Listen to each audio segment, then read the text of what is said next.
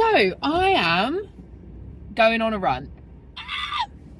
I have started so many of these like running diaries and stuff like that, but I just know that I need to do something different. So I have planned every single run that I need to do in order to complete what I want to complete. And what I want to complete, baby, is a 10k in under 60 minutes.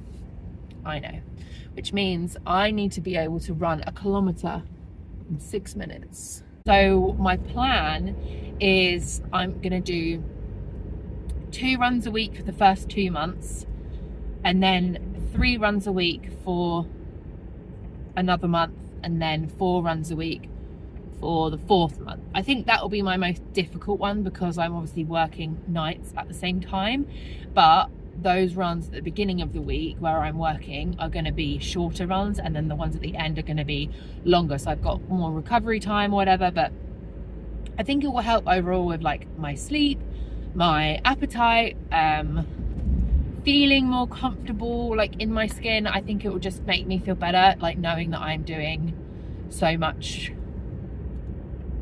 more than I currently am. Well, you know, I'm making like 7,000-8,000 steps a night when I work, and that's 4 days a week, and then the other days I'm not doing nearly that. So because of that, I feel like I need to just have some sort of plan in action. Oh, I'm going the wrong way. I've only got 3k to do today at a comfy pace. This first couple of weeks is basically just to figure out what my pace is, so that I can, oh, I could have gone right there, left there, fuck's sake. So that I'm able to figure out how I'm gonna do, basically, and just kind of see where we're at in terms of like my baseline. It's really weird. I guess men don't have to think about this, but yeah, took my ID out of my wallet this morning just in case, you know, I get kidnapped and raped and dismembered in the woods, you know, that type of thing. So at least I got my ID on me and they can identify me straight away.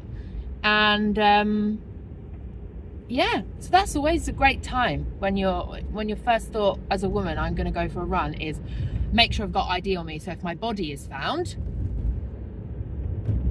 they'll know who I am. Anyone else, any male, any person identifying as a man feel that way? No? Okay. Not all men, but always men. Sorry, okay, chill, right.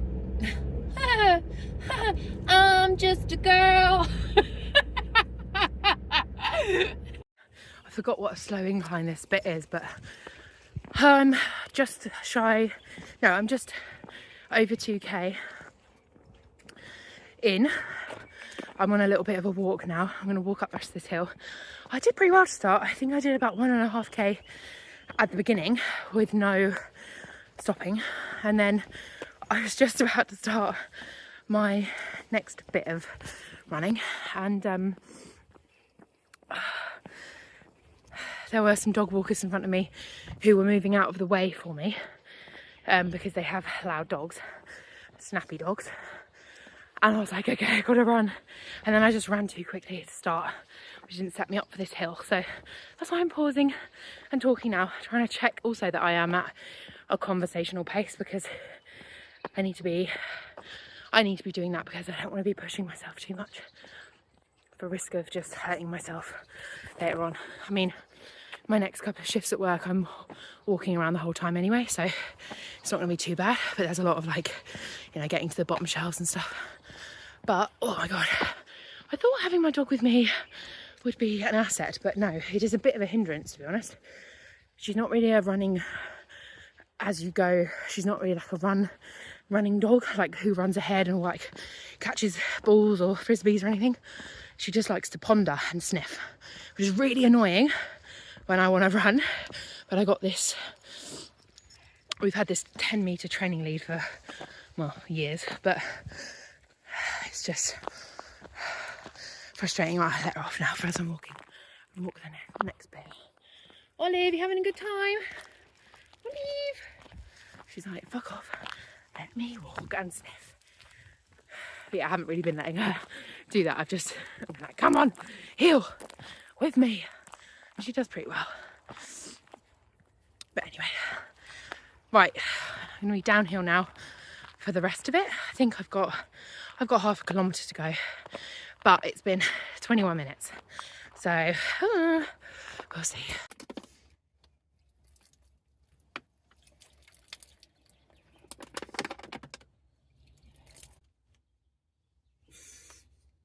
Oh, pretty rock. Whew. You gonna sit there for the ride home? You be my little companion? Oh, baby. You can sit there if you want. Oh, put my glasses on. It's not a pretty sight. Oh my gosh, it's dirty.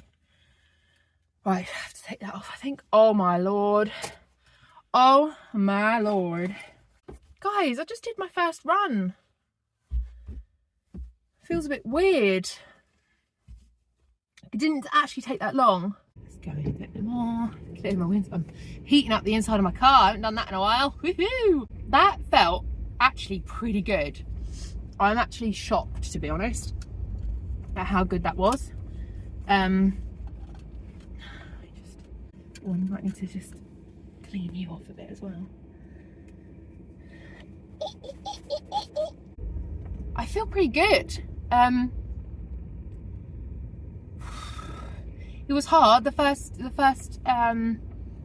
kilometre was hard because I was like getting into it and figuring out sort of my time and everything.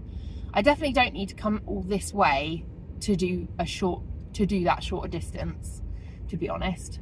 I think it's probably going to be better to do it along the old railway, but it's hard to judge where I'm gonna be, if that makes sense, because I haven't done that route running before, and I know it normally, like as a family, takes us about 45 minutes and I did the shorter route, but it was all flat. And when I got to like halfway up the first hill, I was like, oh no, I need to stop now. And I walked, but then as soon as I got to the top, I carried on. And then there was a left turn and a little bit more of a hill, but I went up that one, I ran up that one, and then yeah, it was just a lot better than I expected, and I did it in less than half an hour. So I think it was like 25 minutes or something. So that's really good for me, because I thought my first 3k would be 10 minutes a kilometre, but it's less than that, which means I only need to knock off like a third, which is good.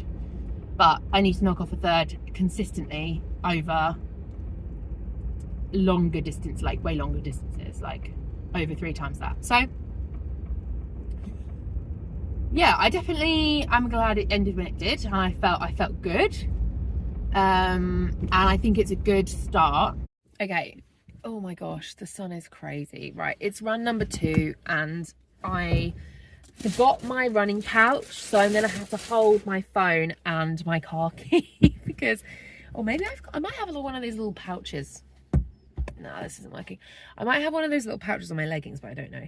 Anyway, I got dressed at work and I was like, right, we're doing this. I told my bestie at work, because I wanted to make sure that I felt I had some, like, what's it called, like motivation or whatever. When I left in my clothes, and I was like, I'm going on a run. This is going to be interesting. Run 2. So I've got my phone. I need to find a place for my key. I'm not going to take earphones just because, I don't know, I find that I can't concentrate when I'm listening, unless it's just music to go in the background or whatever. But I don't want to, I don't want to have it on me. Do I have a little pocket for my, oh no. Oh, do I? My leggings are inside out. Oh my god. Well, let's just hope my car key doesn't fall out in the middle of the... No, that's not going to fall out. Right, let's put my headband on because my ears are cold already. I mean, I don't know what the temperature is. Not warm. My car was frozen this morning when I left work. How are we feeling? We're feeling pretty good. I am feeling motivated because... Why am I feeling motivated? Because after my run on Sunday, my first run, I was feeling just so much like I wanted to run the next day and the next day. I was like keen to make sure I didn't overdo it or leave too long between runs. So I thought, right, I'm gonna leave it now. I'm just gonna do the run that I said, and I'm not gonna mess it up. Basically, I'm not gonna mess up my plans. Basically, right. Hair is not going anywhere. Gonna get my phone. Got my car key. Halfway through on the walk now. Feeling good actually. Also good because I realised the last time I wore this top was when I was doing I did the Macmillan walk, the hiking for Macmillan. And I filled out the top a lot more than I do now. So that's making me a little bit happy. It's the small things like that. You're like, oh yeah, I'm doing the work. Even though I haven't like done exercise or anything in a while, but I think my job being so active is helping. But you know, anyway, I'm feeling good. I'm feeling good. Well, I didn't lose my car key, so that's good. I'm just stretching now. The thing about this challenge is that it's not a weight loss challenge. I think that's one of the areas that I went wrong for so many years, not knowing about, you know, ADHD and stuff, because the weight was not a good enough motivation for me to stick to a schedule, especially when it came to exercise. Fucking last thing I want to do to lose weight is exercise.